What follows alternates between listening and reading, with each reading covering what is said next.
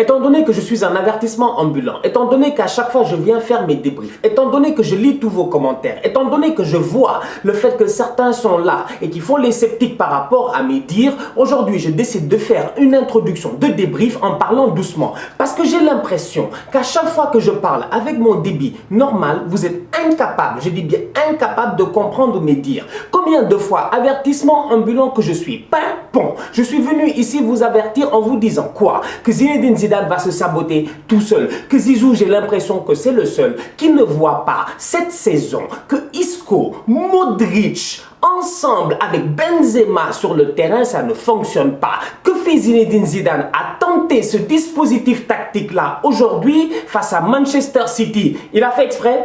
Franchement, il a fait exprès ou quoi? Non mais franchement, il a fait exprès ou quoi? Aujourd'hui, je suis désolé, le seul fautif, c'est Zinedine Zidane. Il est arrivé tactiquement parlant, le mec, il s'est trouvé. Aujourd'hui, ce qu'a fait Zidane, c'est une faute professionnelle. Il n'a pas le droit de faire cela, je suis désolé.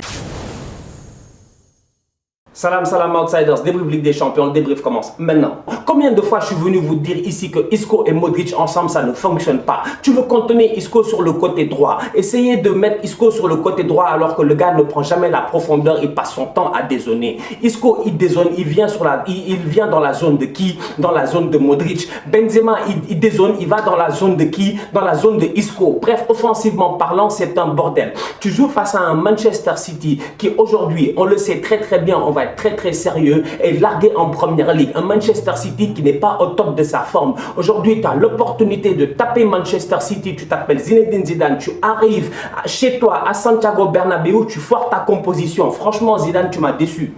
Zidane, tu m'as déçu. Zidane, tu m'as déçu. Zidane, aujourd'hui, ce que tu as fait, c'est pas du tout normal. Je ne comprends pas. Franchement, à un moment donné, on a tous vu, et j'arrête pas de le dire, que Isco et Modric, les deux ensemble, ne peuvent pas jouer ensemble. Franchement, à un moment donné, tu vois le match avancer. Tu vois le match avancer. Tu vois Manchester City en train de poser son jeu et tu vois que les plus belles occasions du match, qui les a? C'est Manchester City.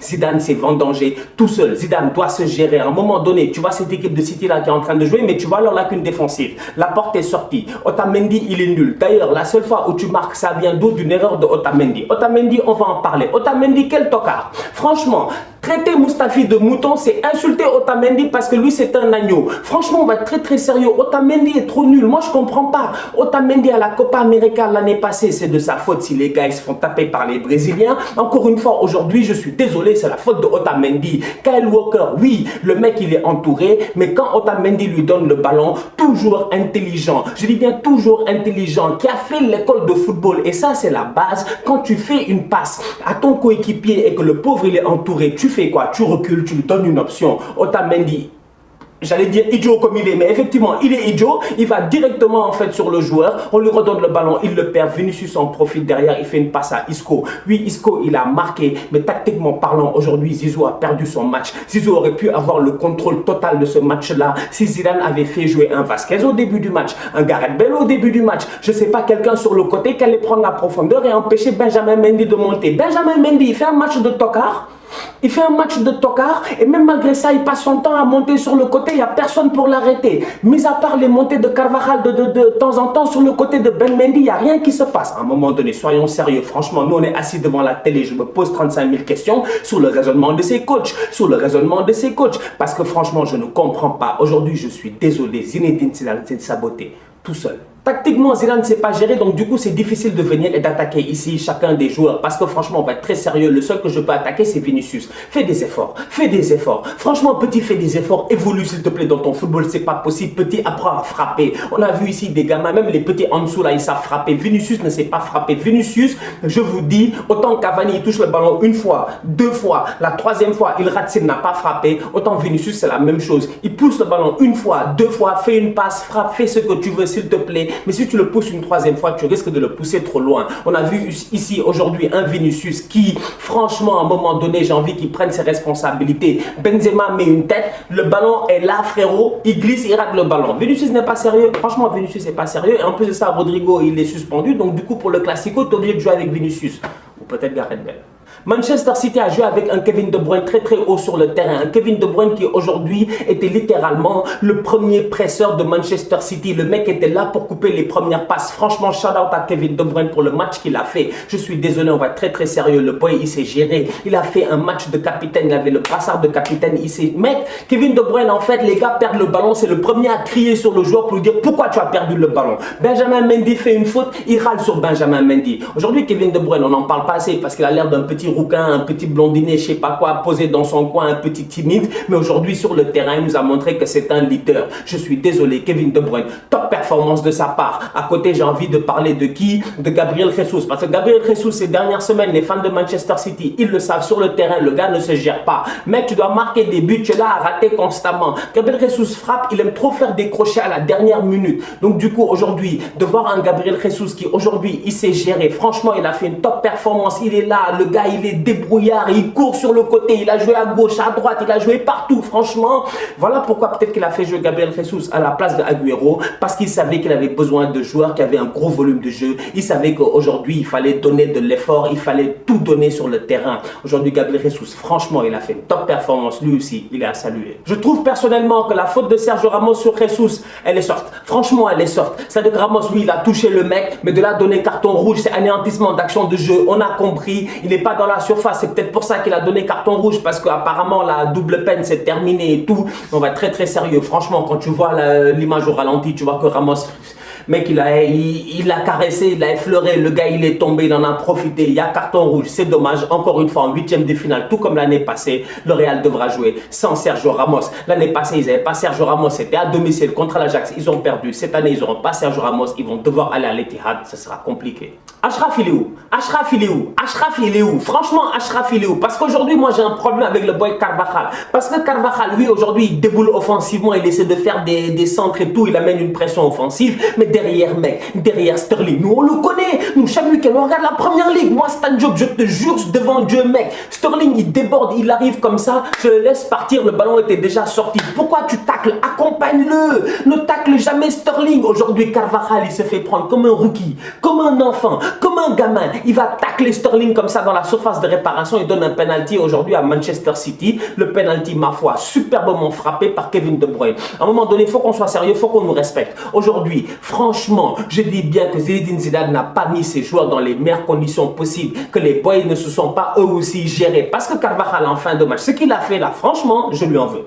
Je lui en veux, je lui en veux. Pour son expérience, pour les finales de Ligue des Champions qu'il a joué, pour tout ce qu'il a accompli dans sa carrière, il n'a pas le droit de se faire prendre comme ça. Surtout par un joueur qui revient de blessure en plus. En parlant d'avertissement ambulant, je ne vous avais pas dit ici que Mauricio Sarri a été capable de relancer la carrière de Rudi Garcia. Aujourd'hui, la Juventus a perdu 1-0 sur le terrain de Lyon. On va être très très sérieux. Rudi Garcia, il s'est géré. Tout ce que j'avais dit est arrivé. Voilà, vous voyez les retombées. Franchement, soyons très très sérieux. Lyon, aujourd'hui, ils ont sorti, mec, un match solide, un match sérieux. Et j'ai envie de commencer par le métronome au milieu de terrain, Bruno Guimaraes. Bruno Guimaraes, c'est un jeune Brésilien qui arrive de l'Atlético Paranense ou je sais pas quoi. Bref, le boy, il vient du Brésil. C'est les bails de Juninho. Juninho Pernambucano, ancienne légende de Lyon, meilleur tireur de coups francs de l'histoire du foot si vous voulez. Franchement, on va être très très sérieux. Juninho, il est arrivé à Lyon en tant que directeur sportif. Les 6 premiers mois ont été compliqués. Tu sentais que Jean-Michel Aulas, ça lui faisait un peu mal de lâcher du lest au niveau de la direction parce que Aulas a toujours dirigé ce club-là d'une main de fer. Mais aujourd'hui, Juninho, on le laisse travailler. Il ramène des pépites comme ça. Bruno Guimaraes, top performance de sa part. Quel joueur de foot. Franchement, le boy aujourd'hui, il est au milieu de terrain, il dirigeait le game. C'est-à-dire que le boy aujourd'hui, tout ballon revenait vers lui. Le boy, il te fait une passe, il te redemande le ballon. Tu n'as pas de solution, il te dit redonne-moi, je reviens vers toi. Il donne là-bas, il te dit redonne-moi, je reviens vers toi. Pas, ça bouge sur les côtés. Sur les côtés, tu as des joueurs rapides comme Maxwell Cornet. Aujourd'hui, Maxwell Cornet, je suis désolé. Voilà un autre gamin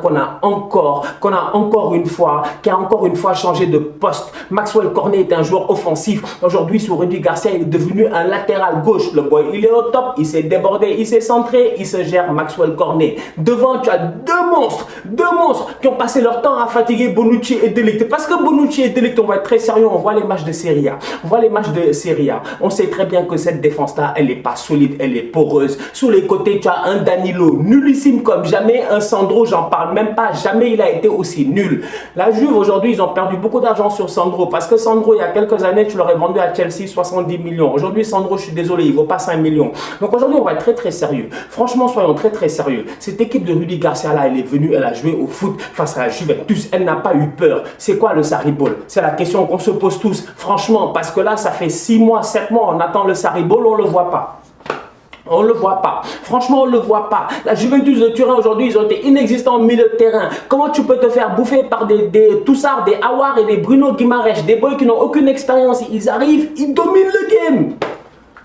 Sérénité totale. Leur seul problème, c'est le physique. Parce que tu sens réellement que les 10 dernières minutes ont été compliquées. Mais franchement, aujourd'hui, je suis désolé. Respect aux Lyonnais. Parce que cette victoire-là, ils ne l'ont pas volée. Autant je l'ai beaucoup critiqué ces dernières semaines, autant j'aurais aimé voir Blaise Matuidi aujourd'hui sur le côté gauche. Parce que quand tu vois le jeu de la Juventus, tu te rends compte que le seul qui bouge sur le terrain, le seul qui crée le danger, c'est qui? C'est Cristiano Ronaldo. Le problème, c'est que c'est lui qui fait les centres. Et Ronaldo doit être à la réception des centres. Parce que sinon, franchement, c'est un gaspillage. Aujourd'hui, Mauricio Sarri, j'ai l'impression qu'il a un peu gaspillé tout ce qu'il pouvait aller chercher de Cristiano Ronaldo parce qu'il n'a pas eu le plein potentiel de Cristiano Ronaldo. D'un côté, Matuidi ne pouvait pas jouer parce qu'il était sous coup d'une suspension. S'il prenait un carton jaune, il était suspendu pour le retour. Donc aujourd'hui, on va être très très sérieux. Franchement, Mauricio Sarri, au-delà du fait que j'ai l'impression que la Juventus côté recrutement, là, cette année, ils ne se sont pas gérés. Au-delà de ce fait-là, Mauricio Sarri aujourd'hui n'arrive pas à faire jouer son équipe-là. C'est symptomatique de ce qui se passe en ce moment en Italie. La Lazio et l'Inter, leur place, ils ne l'ont pas volé. Aujourd'hui, ils sont top de la Serie A et titillent la Juventus et franchement, ils le méritent. Pourquoi? Parce que Mauricio Sarri ne propose absolument rien. La Juventus, comment peut-elle jouer face à Lyon? Elle fait toute une mi-temps, elle a 0 tir. La Juventus même, est-ce qu'ils ont eu un tir durant le match? À part les frappes durant les 10 dernières minutes. On va être très sérieux. Franchement, ce que la Juventus a proposé aujourd'hui, c'est un fiasco pour le football. Quand je vois les Nedved dans les tribunes, je me dis, ils doivent devenir fous. On a vu des Allegri coacher cette équipe-là, des Antonio Conte coacher cette équipe-là durant les dernières années. On a toujours vu une Juventus sereine. Même dans la défaite, sereine. Aujourd'hui, elle est faible. Elle est faible.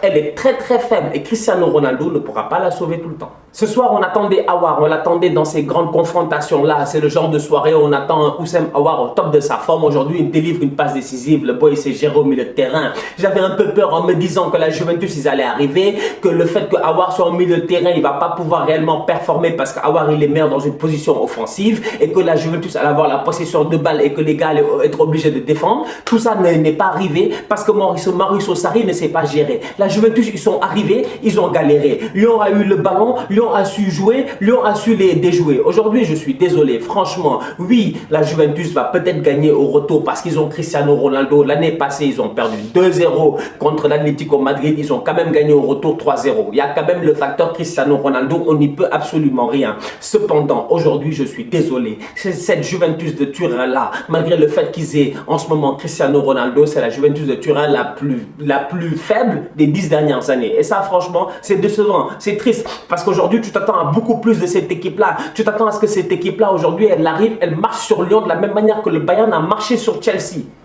Et c'est pas ça qui s'est passé. C'est triste. On se capte dès demain pour un nouveau débrief Liga Europa avec Manchester City contre Bruges, Arsenal, Olympiakos, les matchs retour. D'ici là, on continue à liker, on continue à partager, on active la cloche. Tous outsiders.